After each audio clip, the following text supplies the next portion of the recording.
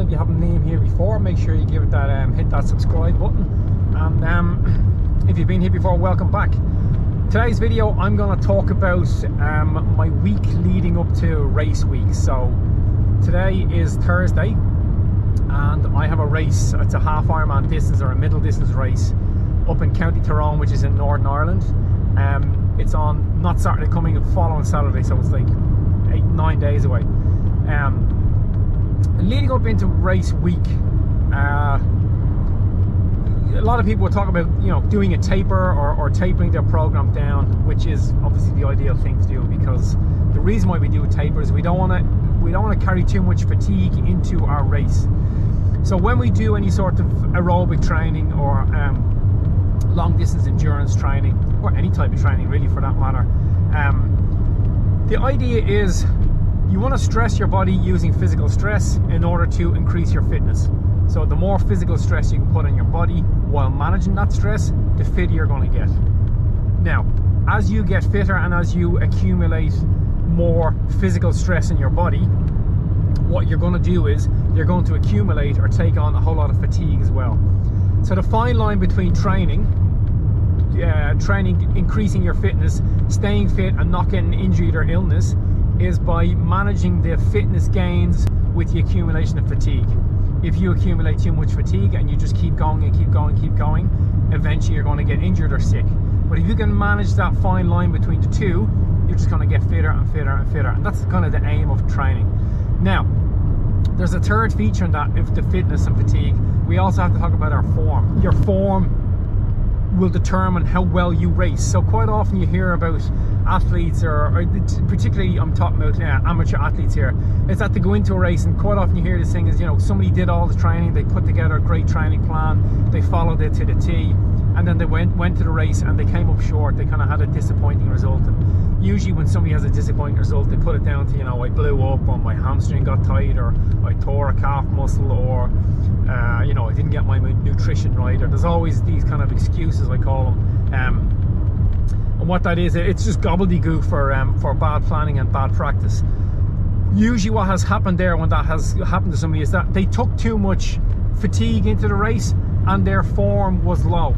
So their form was what let them down on the day. Okay, so maybe they had the fitness to do whatever time they wanted to do, but because their form was really low, they never reached their potential, let's say, to gain that time, and they came up short. And then, like I said, they kind of scratching their head, so they blame it on something like, you know, an injury or some sort of an illness, or you know, an upset tummy because their nutrition was off or something like that. So what I'm talking about is the form will really be the determining factor on race day to let you express the fitness that you've built up over the weeks leading up to that race. I mean, fitness, fatigue and form is very important, and it's essential for you to understand that in order to express yourself as best you can when you're racing. Fitness is going to be your ability to do the race in the time that you want, or to finish the distance, or whatever your goal is for doing that race. Fatigue is the barrier that's going to stand in the way of you being able to get to the start line to do that, and then form is going to be the barrier or the platform that you use to make sure you get there. So the barrier, if your form is really low, then it's going to be a barrier for you to achieve that goal. But if your form is really high, then it's going to be the platform for you to stand up and go, right, I can really express myself, I can show myself that my training worked and that I got this level of fitness, and I'm going to be able to execute this goal. As you gain fitness and manage that fatigue, your form should be really high. So leading into the race week, when you do that taper, what you're trying to do is you're trying to really reduce the amount of fatigue you have to the lowest possible point you can without stopping your training, and therefore bring your form up. So as your fitness goes up and your fatigue comes down, your form will really shoot up. During training blocks, as your fitness goes up, your fatigue will come up as well, so your form will be quite low.